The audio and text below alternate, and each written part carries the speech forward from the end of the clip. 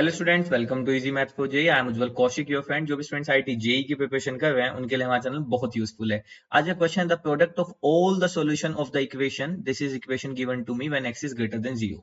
अब देखो हम अपने क्वेश्चन में अप्रोच कैसे गए, आप यहाँ पे ध्यान दो। मुझे सोल्व करना है और मैं ऑप्शन देखता हूँ, सारे ऑप्शन ई की टर्म में है। दूसरा, मैं अगर यहाँ पे देखूँ तो एक्सपोनेंशियल की पावर समथिंग है और यहाँ पे भी एक्स की पावर 8 है। तो जब तक मैं उस एक्सपोनेंशियल की पावर को नीचे नहीं ले आऊंगा मैं क्वेश्चन में आगे बढ़ ही नहीं सकता। ठीक है, तो मैं सबसे पहले क्या करता हूँ, सबसे पहले मैं कलम उठा लेता हूं। तो ये मैंने पेन उठाया और इक्वेशन लिख ली, e की पावर 5 log x का स्क्वायर प्लस में 3, this is equal to x की पावर 8। और मैं क्या करता हूं, सबसे पहले इसको नीचे लेने के लिए लॉग ले लेता हूं। ठीक है, क्योंकि एक्सपोनेंट को नीचे लाने का एक ही तरीका है, taking log on both side. ठीक है, तो देखो लॉग लेंगे तो क्या होगा, बेसिकली हो जाएगा log e की पावर 5 और ये पूरी वही टर्म log x का स्क्वायर प्लस 3, और इधर में हो गया ये आपका log x की पावर 8। ठीक है, कंफ्यूजन ना आए, चलो इसको हटा ही देते हैं, इसको मैं पास लिख देता हूं बल्कि। ठीक है, ठीक है, तो ये हो गया। अब देखो, अब हम एक्सपोनेंट रूल जानते हैं log का, log a की पावर b क्या होता है, b log a। ठीक है, इसी की हेल्प लेंगे तो जो ये एक्सपोनेंट है पूरा ये आ जाएगा आगे, तो यानी कि ये बन जाएगा मेरा 5 log x का square plus 3 into log e, this is equal to 8 log x। अब हम जानते हैं log e कितना होता है, 1।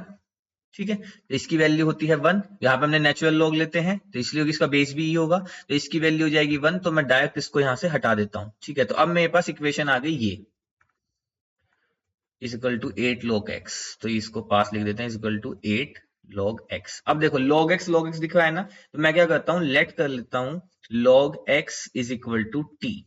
तो ये क्या बन जाएगा, 5t square minus 8t plus 3 is equal to 0। अब ये क्वाड्रेटिक बन गई तो फैक्टर कर लेते हैं, 5t स्क्वायर तो 5 दिया 15, तो माइनस का 5t माइनस का 3t plus 3 is equal to 0।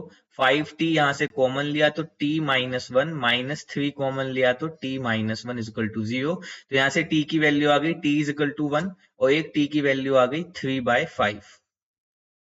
ठीक है, तो यहां से हमारे पास t की दो वैल्यू आ गई, एक आ गई 1 और एक आ गई 3/5। अब देखो t हमने किसको माना था, log x को, तो यहां से आ गया log x। चलो मैं यहाँ पे कलर चेंज कर लेता हूं, तो यहां से हमारे पास आ गया t की जगह अगर हम log x रखें तो log x is equal to 1।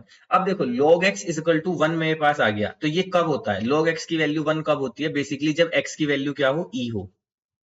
ठीक है, क्योंकि यहाँ पे हमारा नेचुरल लॉग है, तो x is equal to e के लिए log e की वैल्यू 1 होती है। तो यहां से मुझे x की वैल्यू क्या मिल गई, 1। या फिर इसको आप ऐसे कर लीजिए, 1 की जगह पे आप ये लिख लीजिए log e, दोनों साइड कंपैरिजन कर दीजिए तो x की वैल्यू आ गई e।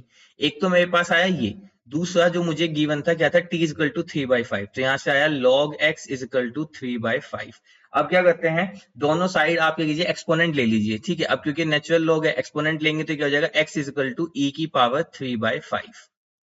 तो मेरे पास जो पॉसिबल सॉल्यूशन आए, एक x is equal to e और x is equal to 3/5।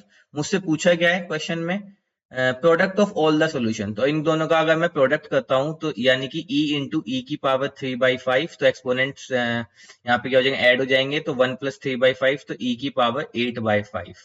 That is my right answer. So option 1, e की power 8/5 is my right answer. I hope you are able to understand the video. If you have still doubt, you can ask to me into the comment box. Thank you very much. Please subscribe the channel. Be happy.